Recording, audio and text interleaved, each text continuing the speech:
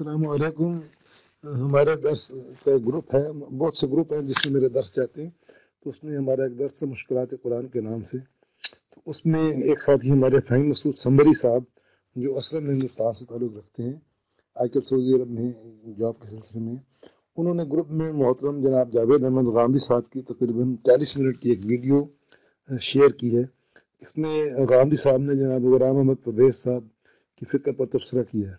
تو مجھ سے ایک دو ساتھیوں نے اس تبصرہ پر تبصرہ کرنے کو کہا، تو پہلے تو میں ہدایہ لکھ رہا، میں نے سوچا کہ یہ بیان کر دینا چاہیے، کیونکہ یہ فکر بھی یہ غلام احمد پرویز صاحب بھی قرآن بیان کر رہے تھے اور غامدی صاحب کی فکر بھی اصلاً قرآن سے متعلق ہے۔ تو پرویز صاحب پر تو انہوں نے تبصرہ کر دیا، وہ کرتے رہتے ہیں، تو آج میں چاہتا ہوں کہ غامدی صاحب کی فکر پر بھی تھوڑا سا تبصرہ کیا جائے۔ دیکھیں، میں کروں گا کہ اوروں کی بری بات تو بھاتی نہیں مجھ کو، پر اپنی برائی نظر آتی نہیں مجھ کو۔ تو یہ میں عرض کرتا ہوں کہ اللہ تعالیٰ سے دعا کہ میں بالکل کسی تعصب کے بغیر جو میں سمجھاؤں کہ جو وہ یہاں وہ غلطیاں کر رہے ہیں وہ میں بیان کر دوں۔ سب تو بیان کرنا بہت مشکل ہے، اس کے لیے تو بہت لمبا، کیونکہ میں 20 سال سے 20 تقریباً زیادہ ہو گئے، بالکل یقیناً 20-25 سال سے بھی زیادہ ہو گئے کہ میں ان کو پڑھتا رہا ہوں، ان سے ملتا رہا ہوں، ان کے شاگردوں سے ملا ہوں، ان کی کتابیں پڑھی ہیں، رسالہ اشراق پڑھتا رہا ہوں، مولانا اصلاحی کی کتاب پڑھی۔ اب یہ دیکھیں کہ انہوں نے غامدی صاحب نے نا اپنی اس تبصرہ میں سر سید علیہ رحمہ پر بھی ان کی فکر کو بھی ان کے ساتھ بریکٹ کیا، جناب اسلم جراج پوری صاحب کو بھی ان کے ساتھ بریکٹ کیا۔ تو اس لیے مجھے جب یہ تنقید کرنی پڑ رہی ہے، یہ تبصرہ کرنا پڑ رہا ہے، تو اس میں مولانا امین حسن اصلاحی کا نام بھی آئے گا، جن کا میں بے حد معتقد، اور میں یہ کہا کرتا ہوں کہ میری آنکھوں نے اتنا اچھا انسان اور اتنا اچھا عالم دین کم ہی دیکھا ہے۔ تو اس کے بعد اب اللہ تعالیٰ سے دعا کہ میں صحیح صحیح بات کر سکوں۔ تو غامدی صاحب دراصل یعنی دین نبی صلی اللہ علیہ وسلم کی ذات میں مناسب مانتے ہیں۔ انہوں نے بھی کتاب میزان کے شروع میں یہ لکھا ہے کہ اس روئے زمین پر دین کا تنہا ماخذ نبی صلی اللہ علیہ وسلم کی ذات والا صفات ہے۔ اور اس پہ طاہر مکی صاحب کہتے ہیں کہ اگر وہ کہتے ہیں کہ تھی تو شاید کام چل جاتا، مگر وہ کہتے ہیں آج بھی روئے زمین پر نبی صلی اللہ علیہ وسلم کی ذات والا صفات دین کا تنہا ماخذ ہے۔ تو اس کے برعکس میں عرض کرتا ہوں کہ غلام احمد پرویز صاحب دین کا تنہا ماخذ قرآن شریف کو مانتے ہیں۔ تو غامدی صاحب نے اپنے تبصرہ میں یعنی یہ جو کہا کرتے کہ دین کا تنہا ماخذ رسول اللہ کی ذات ہے، اس کے لیے انہوں نے کوئی دلیل پیش کرنے کی ضرورت نہیں سمجھی، البتہ ایک آیت نقل کی ہے جو مولانا بہت الدین کے اس رائے کے بالکل مطابق ہے کہ غیر قرآنی نظریات کا بنیادی ماخذ میں سے ہمیشہ غیر متعلق قرآن کی آیات ہوتی ہیں۔ اب یہ ثابت کر رہے ہیں دین کا تنہا ماخذ، اور آیت سورہ جمعہ کی پیش کرتے ہیں هو الذی بعث فی الامیین رسولا منہم یتلو علیہم آیاتہ ویزکیہم ویعلمہم الکتاب والحکمہ۔ تو یہ میں نے ان سے عرض بھی کیا تھا، میں نے کہا جی جو آپ آیت پیش کر رہے ہیں اس میں تو ان کو معلم کہا گیا ہے، اور آپ کہہ رہے ہیں ماخذ، تو انہوں نے پھر فرمایا کہ نہیں، دین ابراہیمی کی تجدید و تصحیح کے لیے رسول اللہ تشریف لائے تھے۔ تو میں نے کہا اگر آپ کی یہ بات ماننے جائے تو پھر بھی ماخذ ثابت نہیں ہوتے، پھر دین ابراہیمی کی تجدید و تصحیح کے حوالے سے مجدد اور مسلم بن جاتے ہیں۔ تو بہرحال وہ اس قسم کی باتیں کرتے رہتے ہیں۔ پھر انہوں نے اپنے تبصرہ میں فرمایا کہ دور نبوی میں نبی صلی اللہ علیہ وسلم لوگوں کی ذات لوگوں کے لیے مرجع تھی، باقی انبیاء میں مرجع تھے۔ یہ بات اس بات کے لیے بھی انہوں نے کوئی دلیل پیش کرنے کی ضرورت نہیں سمجھی، بس اپنے کہے کوئی دلیل سمجھ لیا، اس پر ان کو کوئی دلیل پیش کرنی چاہیے تھی۔ تو چونکہ وہ دین کا تنہا ماخذ نبی علیہ السلام کو مانتے ہیں اور ان کے پاس اس کی بھی کوئی دلیل نہیں، تو میں نے بھی سورہ جمعہ کو آیت پر پڑھا دی کہ اس میں وہ معلم والی آیت کو پیش کر دیتے ہیں۔ تو حقیقت یہ کہ نبی صلی اللہ علیہ وسلم بعثت سے پہلے اہل مکہ کے پسندیدہ انسان تھے، تاریخ کے صفحات تو اس پر گواہ ہیں ہی، خود قرآن میں بتایا گیا کہ میں تم میں ایک عمر رہا ہوں تو تم عقل سے کام نہیں لیتے۔ یہ سورہ یونس کی 16 نمبر آیت ہے۔ تو مشرکین کا سارا اختلاف اور غصہ قرآن شریف پر تھا، وہ کہتے تھے کہ اس قرآن کی جگہ کوئی دوسری کتاب لاؤ یا اس میں رد و بدل کرو۔ یہ سورہ یونس کی 10 نمبر آیت ہے۔ ایت بقرآن غیر ھذا او بدلہ، اس قرآن کے علاوہ کوئی دوسرا قرآن لاؤ یا اس میں تبدیلی کرو۔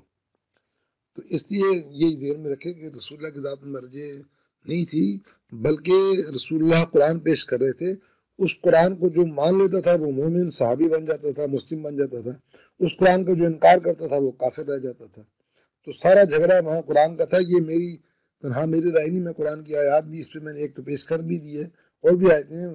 کافر کہتے تھے وقال الذین کفروا لا تسمعوا لهذا القرآن والغوا فیہ لعلکم تغلبون، یہ حامیم السجدہ کی آیت ہے۔ تو امام اہل سنت حضرت مولانا عبدالشکور لکھنوی جو بریلوی اور دیوبندیوں کے یکساں امام تھے، انہوں نے یہ لکھا ہے، انہوں نے کہا کہ میں عرصہ دراز تک سوچتا رہا کہ مشرکین یا اہل تشیع بھی ہیں، وہ کہتے ہیں یہ قرآن کے زیادہ مخالف ہے یا نبی علیہ السلام کے۔ تو انہوں نے کہا کہ مجھے یہ سمجھ میں آیا کہ قرآن مجید کی مخالفت تھی اصل میں، اور آج بھی قرآن کی مخالفت۔ میں وہ اہل تشیع کہتے تھے، میں کہتا ہوں کہ ساری امت ہی قرآن کی مخالفت کرتی ہے، کیونکہ قرآن مجید خالص کسی کو ہضم نہیں، ہم بھی یہی کہتے ہیں کہ خالص قرآن۔ تو بہرحال میں نے یہ عرض کیا کہ وہ رسول اللہ قرآن جو چیز پیش کر رہے تھے اس سے اتفاق یا اختلاف تھا، اور اس کی وجہ سے دوستی اور دشمنی تھی۔ یہ جو ساتھی بنے رسول اللہ کے صلی اللہ علیہ وسلم، وہ صحابہ کرام کہلائے، وہ قرآن کی وجہ سے آپ کے ساتھ اکٹھے ہو گئے، اور جنہوں نے قبول نہیں کیا وہ مشرکین اور منکرین کہلائے۔ تو یہ محترم غامدی صاحب نے سر سید چراغ علی اور پرویز صاحب کے بارے میں یہ فرمایا ہے کہ وہ دین کو الگ زاویے سے دیکھتے تھے، الگ جگہ سے دیکھتے تھے، اور باقی لوگ الگ جگہ سے دیکھتے ہیں۔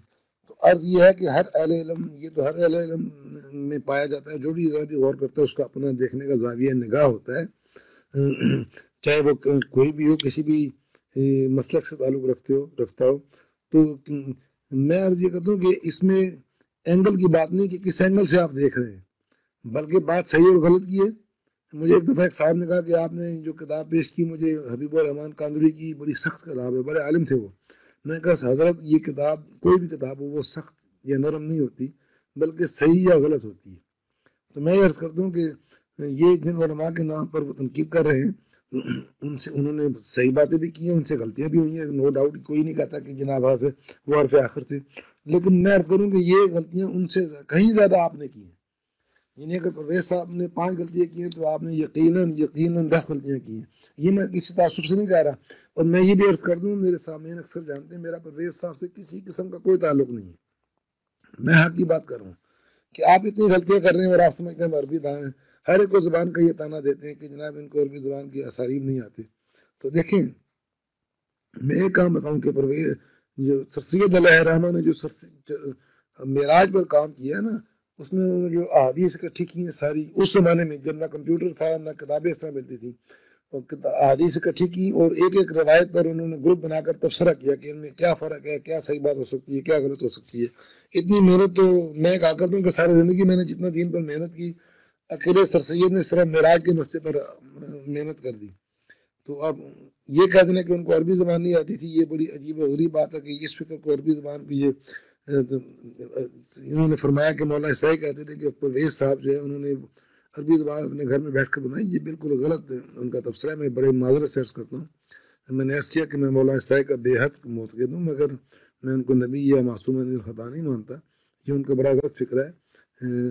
آپ عربیت اگر پرویز صاحب نے یہ غلط کیا تو ان کی غلطی بتائیں، میں بھی جناب غامدی صاحب کی غلطیاں بتاؤں گا، حالانکہ مجھے عربی کی شد بدھ نہیں، مگر قرآن جو ہے، قرآن اللہ کی ایسی کتاب ہے کہ اگر آپ منیب بن کر اس کی طرف جائیں تو یہ آپ کو خود معنی بتاتا ہے کہ یہ اس لفظ کا کیا معنی ہو سکتا ہے۔ دیکھیں میں عرض کروں کہ سید اور پرویز صاحب نے یعنی بیدار مغزی کا بہت ثبوت دیا، اور انہوں نے بہت سے مسائل ایسے حل کیے جو عام لوگوں کو ابھی بھی سمجھ نہیں آ رہے، اور سر سید کے میں کہا کرتا ہوں کہ انہوں نے اس وقت جو باتیں کہیں شاید ایک آدھ کے علاوہ سبھی قرآن مجید سے یہ ثابت ہو گئی اور وہ ماننی پڑی۔ یہ دیکھنا چاہیے کہ وہ بات کیوں کر رہے تھے۔ اصل میں انگریز اور مستشرقین اسلام پر اعتراض کر رہے تھے، تو سر سید علیہ الرحمہ نے اسلام کو، قرآن کو عقل پر ٹیسٹیفائی کر کے پورا اترا، قرآن عقل کے معیار پہ پورا اترتا ہے، ان کو جواب دیے۔ اس کی مثال میں آپ کو دے دوں کہ ولیم میور نے لائف آف محمد لکھی، جس میں نبی علیہ السلام پر اس نے بہت دل آزار اعتراضات کیے، اور وہ اس نے لکھا کہ انسانیت کے 2 دشمن، نعوذ باللہ، نقل کفر نہ باشد، محمد کی تلوار اور محمد کا قرآن۔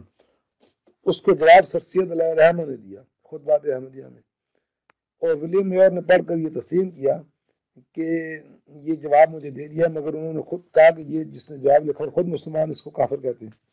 تو بہرحال میں عرض کروں کہ جناب محترم غامدی صاحب نے ناسخ و منسوخ میں بڑی صحیح ٹھوکر کھائی ہے، اور یہ قرآن سے نص مانتے ہیں، جبکہ پرویز صاحب کی فکر اس سے پاک ہے، وہ قرآن میں کوئی منسوخ نہیں مانتے، وہ حل کرنے میں غلطی کریں وہ الگ مسئلہ ہے۔ تو غامدی صاحب جتنی عربی بھلی پرویز صاحب کو نہ آتی ہو، مگر قرآن کی طرف پرویز صاحب کی اپروچ ان سے بہت بہتر ہے اس معاملے میں۔ غامدی صاحب نے ایک مضمون لکھا جس میں قرآن کی 5 آیات منسوخ مانی تھی۔ ان میں پہلی آیت سورہ مجادلہ کی آیت نمبر 12-13، ان 2 آیتیں یہ نجوہ والی آیات ہیں پیش کی۔ دوسری آیات انہوں نے قرآن میں ثابت کرنے کے لیے روزے والی 184 نمبر آیت سورہ بقرہ کی وَعَلَى الَّذِينَ يُطِيقُونَهُ پیش کی، وہ کہتے ہیں کہ یہ اس کو 185 نمبر آیت میں منسوخ کر دیا۔ تیسری آیت غامدی صاحب نے سورہ نساء کی 15 نمبر آیت پیش کی، جس میں انہوں نے لکھا کہ شروع میں زانیہ عورتوں کے لیے گھروں میں بند کرنے کی سزا بیان ہوئی تھی، بعد میں سورہ نور نازل ہوئی اور 100 کوڑوں کی سزا نے گھروں میں بند کرنے کی سزا کو منسوخ کر دیا۔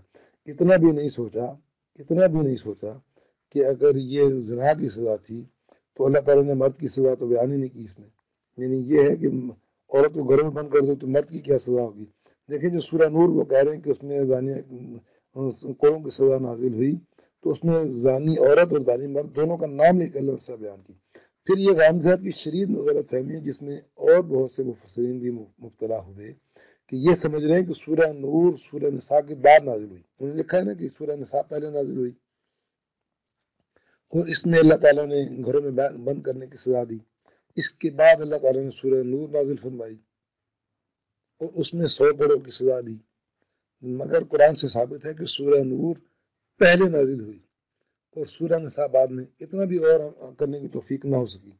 دیکھیے سورہ نساء کی 25 نمبر آیت میں اللہ فرماتے ہیں کہ جو شادی شدہ باندیاں جب تمہاری قید نکاح میں آ جائیں لوٹیاں اور پھر وہ بے حیائی کا کام کریں یعنی زنا کریں تو ان کو آزاد عورتوں سے آدھی سزا دو۔ اب ساری امت کے علماء متفق ہیں کہ آزاد عورت سے آدھی سزا سے مراد 50 کوڑے، تو پھر پورے کتنے ہوئے؟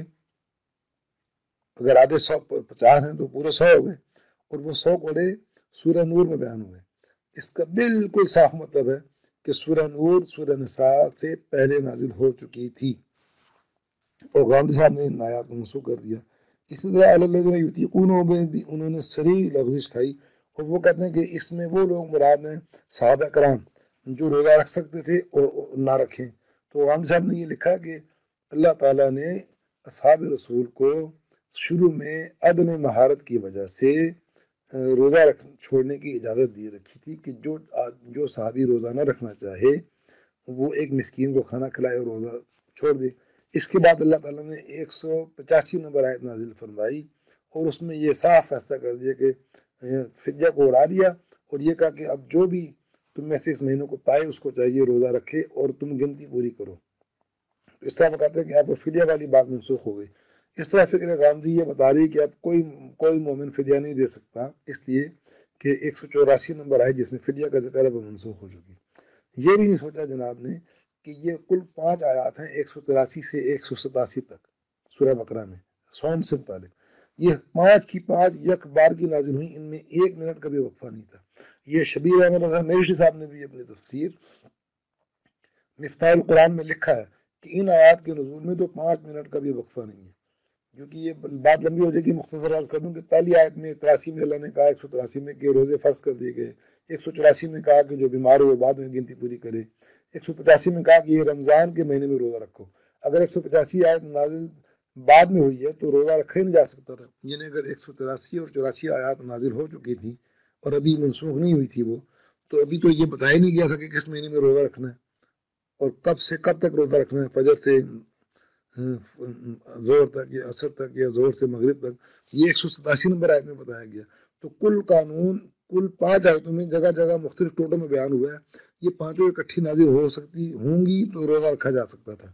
تو اس لیے یہاں پہ بھی انہوں نے قرآن کی 5 آیات منسوخ کر دیں بالکل عدم تدبر کی وجہ سے، اور یہ ان کی بڑی فاحش غلطی ہے۔ اللہ تعالیٰ ہمیں اور انہیں بھی اپنی غلطیوں سے سبق حاصل کرنے اور ان سے رجوع کرنے کی توفیق عطا فرمائے۔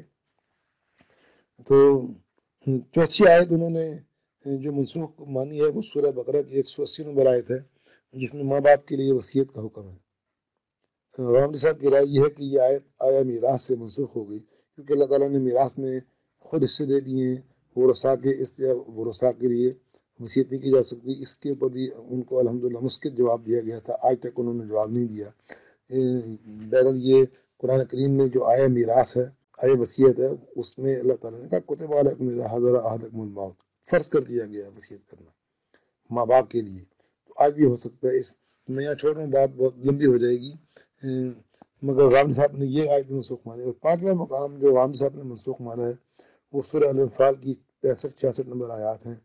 उसमें भी उन्होंने बिल्कुल उल्ट बात कह दी। उन्होंने कहा कि पहले अल्लाह ताला ने 10 गुना से मुकाबले का कहा था, तो जब मुनाफिकीन शामिल हो गए तो अल्लाह ने कहा कि जब सहाबा में मादी कमजोरी आ गई, जब सहाबा में ईमान की कमजोरी, उन्होंने लिखा कि जब सहाबा कराम में ईमान की कमजोरी थी उस वक्त, इसलिए अल्लाह ने कहा 2 गुना दुश्मन से लड़ो। हालांकि वो बिल्कुल उल्ट बात कह रहे हैं। बदर के मैदान में जो असहाब रसूल मौजूद थे उनमें ईमान की कमी नहीं थी, बल्कि ईमान लबालब भरा हुआ था। ये मकाम वो समझे नहीं। इस मकाम को मौलाना शबीर अहमद अजहर मेरठी ने बहुत उम्दा हल किया। उन्होंने फरमाया कि अल्लाह ताला ये खबर दे रहे हैं कि तुम वो बाईमान बहिम्मत लोग हो, अगर हालात यकसा हों तो तुम 10 गुना दुश्मन पर गालिब आओगे, मगर अल्लाह जानते हैं कि तुम्हें भी मादी असबाब की कमी है। बदर के मैदान में क्या कमी थी? एक तादाद कम थी, दूसरे हथियार भी नहीं थे, इसलिए तुम 2 गुना दुश्मन से तो यकीनन गालिब आओगे। तो ये तमाम मकामात उन्होंने सराफ गलत समझे। तो इन तमाम मकामात को बहुत से जलील कुदर उलमा ने भी मुहक्कम माना है। मैंने तो कुछ इशारात कर दिए हैं और इनके मुस्कित जवाब दिए हैं।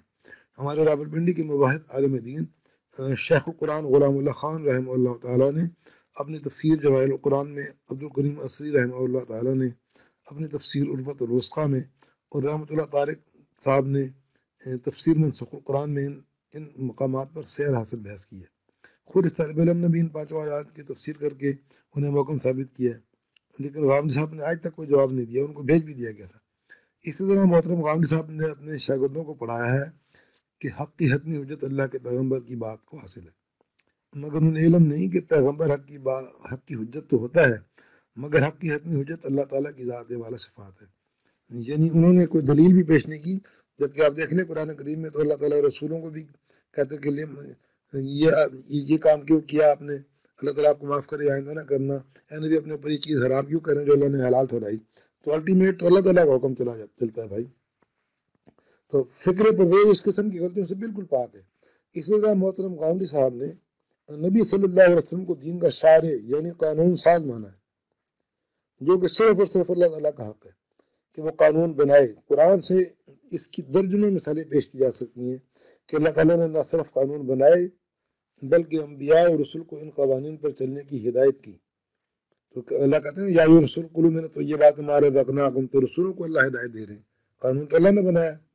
अच्छा, इसी तरह ये अल्लाह के मकाम में ये बात वो रसूलुल्लाह को शारे या यानी कानून साज मानना, अल्लाह के मकाम में नबी को शरीक करना है। तो याद रहे कि दारुल उलूम देवबंद के जलीलुल कद्र मुहद्दिस हबीबुर रहमान आज़मी ने किताब बउनवान शारी हकीकी लिखी है, और मोहम्मद अली कांदलवी रहमतुल्लाह ताला ने अपनी तफसीर मंसूख मालूमुल कुरान में जगह जगह लिखा है कि कानून साज सिर्फ अल्लाह ताला ही हो सकता है।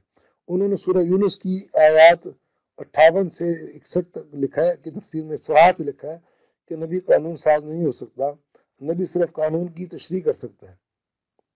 तो फिक्र परवेज इस गलती से भी बिल्कुल पाक है, भले ही उन्हें अरबी ज़बान ना आती हो। देखें, ये ताहिर मक्की साहब ने एक दफ़ा तालिब इल्म की दुकान पे एक आदमी के सवाल के जवाब में फरमाया था, उन्होंने कहा जी कि कुरान समझने के लिए अरबी ज़बान जानना ज़रूरी है। तो बड़ा उम्दा जवाब दिया मुफ्ती ताहिर मक्की साहब ने।